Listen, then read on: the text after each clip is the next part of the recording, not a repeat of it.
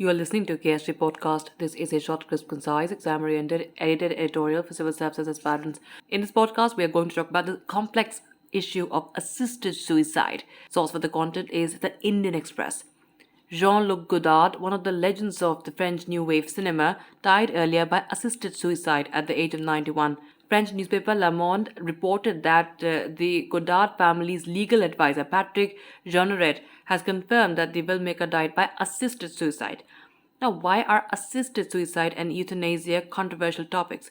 Assisted suicide and euthanasia, both practices under which a person intentionally ends their life with active assistance from others, have long been contentious topics of debate as they involved a complex set of moral, ethical, and in some cases, religious questions. Several European nations, some states in Australia and Colombia in South America, allow assisted suicide and euthanasia under certain circumstances. Euthanasia can further be divided into active and passive. The practice of passive euthanasia involves simply stopping life-saving treatment or medical intervention with the consent of the patient or a family member or a close friend representing the patient. Active euthanasia, which is legal in only a few countries, entails the use of substances to end the life of the patient. Does India allow assisted suicide or euthanasia? In a landmark judgment, the Supreme Court of India legalized passive euthanasia in 2018, stating that it was a matter of living will.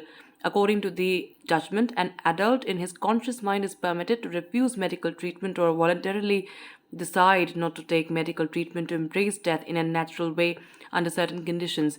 In the 538-page judgment, the court laid down a set of guidelines for living will and defined passive euthanasia and euthanasia as well. It also laid down guidelines for living will made by terminally ill patients who beforehand know about the chances of slipping into a permanent vegetative state.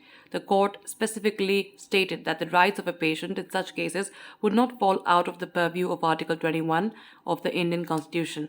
The SC's judgment was in accordance with its verdict in March 2011 on a separate plea. While ruling on a petition on behalf of Aruna Shanbhog, the court had allowed passive euthanasia for the nurse who had spent decades in a vegetative state. Shanbhog had become central to debates on the legality of right to die and euthanasia in India. However, another bench of the Supreme Court in February 2014 cited inconsistencies in earlier verdicts on passive euthanasia, including the one given in the Shanbhog case, and referred the matter to a constitution bench. Shanbhog died of pneumonia in March 2015 at the age of 66, 42 years of which she had spent in a room at KEM Hospital in Mumbai after a brutal rape left her in a permanent vegetative state. Now, which are the recent cases dealing with this issue in India? In 2018, a couple from Mumbai, 88-year-old Narayan Lavate and 78-year-old Iravati Lavate, made headlines when they wrote to the then President Ramnath Kovind seeking permission for active euthanasia or assisted suicide. While neither of them suffered from a life-threatening ailment, the couple stated in their plea that they had lived a happy life and did not want to depend on hospitals for old age ailments. The letter was forwarded to the Maharashtra government's chief secretary for consideration, but according to the Lavates, their plea was effectively turned down. In a recent case, a woman from Bengaluru moved to the Delhi High Court in August this year to stop her Noida-based 48-year-old male friend who has a debilitating health condition from traveling to Europe allegedly to undergo assisted suicide or euthanasia.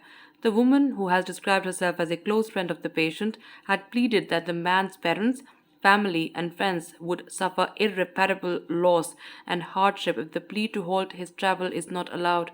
However, the woman withdrew her petition later as it had deeply traumatized her friend. That's it for this podcast. Thank you so much for listening. To join KSG India courses and to crack the IAS exam, visit ksgindia.com. You can also get a PDF of this podcast on ksgindia.com.